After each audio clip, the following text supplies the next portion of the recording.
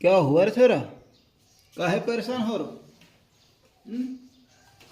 क्या परेशान है? काहे उदास बैठ रहे? का होगो बोल? फेल होगो? अरे तो फेल हो गया तो क्या बड़ी बात होगी? अब इतने बच्चे पढ़ते तो कोई फेल होता कोई पास होता, तो भी फेल हो गया, ठीक है। फिर से पढ़ना, इस साल फिर पढ़ लेना, अच्छी मेहनत करो। देखो कहाँ क्या क्या गलती हुई, क्या मिस्टेक हुई, कहाँ तुमने ध्यान नहीं दिया, उन बातों को थोड़ा समझो और फिर से प्रयास करो। इसमें रोने रूठने की क्या आवश्यकता है? हम्म? नहीं नहीं नहीं नहीं, इतना टेंशन मत करो। कुछ नहीं, पढ़ सकते हैं तो पढ़ लो, नहीं तो दूसरे बहुत काम है दुनिया में, और भी काम कर सकते हो। ज़रूरी नहीं कि सब सर्विस ही करें। नौकरी करना यदि कर सकते हो तो करो, वरना दूसरे बहुत ऑप्शन है। ऐसा नहीं उसके लिए इतना ज़्यादा टेंशन ले कि हम कहीं के न रहें, नहीं नहीं, ऐसा नहीं करना चाहिए। ठीक है, हो गया। अरे बहुत सारे बिना पढ़े लिखे भी तो बड़े बड़े व्यक्ति हैं यार, बड़े बड़े मतलब कह सकते हैं कि सफल व्यक्ति हैं, महान पुरुष हैं, प्लेयर्स हैं, खिलाड़ी हैं, दुनिया के हर फील्ड में, यहाँ तक कि वैज्ञानिक तक है जो बहुत कम पढ़े लिखे हैं। तो ऐसा कोई ज़रूरी थोड़ी कि बहुत ज़्यादा पढ़ लिख के ही ज़िंदगी सफल होगी। ना भी पढ़े हो तो भी ज़िंदगी सफल हो सकती है। इसका मतलब ये नहीं कि तुम मेहनत ना करो, मेहनत तो करनी पड़ेगी, दिन रात एक करना पड़ेगा, चाहे कोई भी काम करो। हर काम के लिए दिन रात एक करना पड़ता है, समर्पण करना पड़ता है। यानी एक तरह से कहे जैसे फना हो जाना, बलिदान हो जाना, सब कुछ।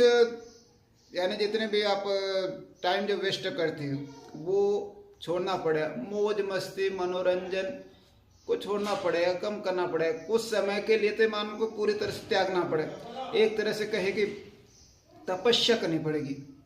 जैसे पहले कहते थे ना कि व्यक्ति तपस्या करता था और फिर भगवान प्रकट होते थे, उसे वरदान दे देते, सारी सुख सुविधा शक्ति ऐश्वर्य सब कुछ उसे दे देते।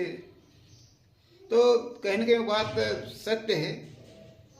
तपस्या का ये अर्थ है कि हम अपने कार्य के प्रति पूरी तरह समर्पित हो जाए। बिना समर्पण की आप सफल नहीं हो सकते। आप कुछ भी काम करते हो, काम क्या है यह इम्पोर्टेंट नहीं, केवल पढ़ाई की बात नहीं। आप कुछ भी काम करो, प्रयास करो कि पूरे डेडिकेशन से, पूरे जितना भी आप में है, बुद्धि बल निपुणता कला कौशल, सब उसमें लगा दो। अपने अंतिम स्तर से आगे बढ़कर उसके लिए प्रयास करो, तब जाके ही तुम सफल हो सकते हो और दुनिया में अपने सफलता के झंडे गाड़ सकते हो। रोने से नहीं।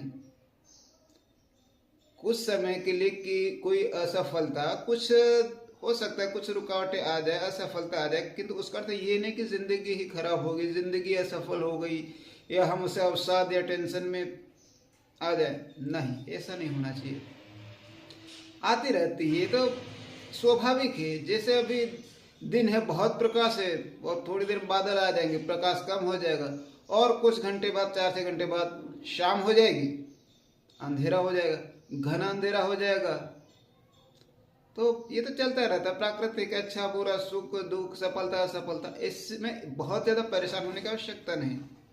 महत्वपूर्ण चीज़ है कि आप अपने समय को कहाँ इन्वेस्ट कर रहे हैं, ये बहुत ही महत्वपूर्ण चीज़ है। आप ज़्यादा ज़िंदगी में सफल होने के लिए ज़्यादा गणित नहीं लगा सकते, या कहीं ज़्यादा कुछ समझते नहीं है, बिल्कुल कोई भी आवश्यकता नहीं किसी भी बहुत ज़्यादा आपको उसके लिए ज्ञान की।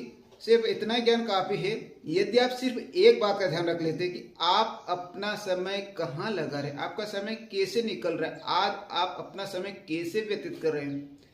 यदि उससे आप यदि सेटिस्फाई है, आपको लगता है कि नहीं, मैं मेरे समय का पूरा उपयोग कर रहा हूँ और ऐसे काम कर रहा हूँ जो मेरे लिए, मेरे जीवन के लिए, मेरे परिवार के लिए, देश और समाज के लिए वो अच्छा है, उपयोगी है, उससे कहीं कोई नुकसान किसी को नहीं है, तो निश्चित रूप से आप एक सफल जीवन ही जिएंगे। किंतु यदि आप यह सोचते हैं कि ठीक है, आज का तो कोई दिक्कत नहीं, मैं कल से या बाद में कुछ कर लूँगा, अच्छा करूँगा, बिल्कुल व्यवस्थित करूँगा, टाइम का नियोजन करूँगा, समय नहीं बिगाड़ूंगा।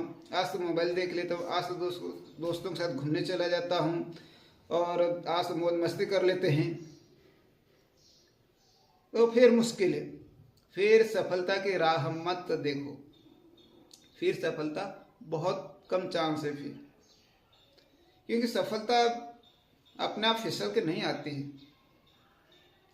उसके लिए अपने को दिन रात एक करने ही पड़ते हैं, और उसके लिए एक ही सूत्र है कि आप अपने समय को सही जगह लगाएं, सही तरीके से लगाएं, और आपका समय वेस्ट न, सबसे बड़ी बात। यदि आप समय वेस्ट नहीं कर रहे तो आप सभी लोगों से आगे रहेंगे, और यदि समय वेस्ट कर रहे तो आज आप भले कितने अच्छे हो, कितने आगे हो, किंतु एक दिन आप अपने आप से संतुष्ट नहीं होंगे, पीछे रहेंगे, असफल होंगे, दुखी और दरिद्र होंगे, इतना निश्चित है। इसलिए अपने समय का सबसे ज़्यादा ध्यान रखें। इसके अलावा और भी बहुत सारी चीज़ें रहती है, वैसे बहुत सारी चीज़ें हैं, बहुत सारे कहें कि सूत्र हैं, बातें हैं, उपदेश है, कुछ भी कर सकते हैं हम, किंतु सबके मूल में एक ही चीज़, यदि आप एक मंत्र भी आपने अपना लिया कि आप अपने समय का नियोजन सही कर रहे हैं, तो फिर कोई दिक्कत नहीं। किंतु यदि समय आपका बेजा जा रहा है, फालतू जा रहा है, तो भाई फिर बहुत बेहतर जिंदगी को मित मत करना, इतना निश्चित है।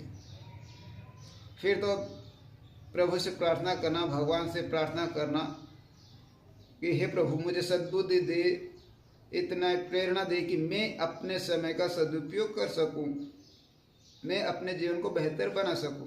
तो निश्चित रूप से कुछ न कुछ प्रभु करेंगे सही। यदि ऐसे स्थिति में जहाँ हम कुछ भी नहीं कर सकते, वहाँ फिर निश्चित रूप से भगवान ही करते हैं, तो हम उनकी शरण भी जा सकते हैं। और भगवान तो सबका हित चाहते, किसी का हित नहीं चाहते, किसी को दुखी देखना नहीं चाहते। किंतु जब हम खुद ही नहीं चाहते तो भगवान उसमें क्या करेगा। ये बहुत महत्वपूर्ण फैक्ट है, याद रखना। जब तक हम खुद ही नहीं चाहते, भगवान भी हमारे लिए कुछ नहीं करेंगे।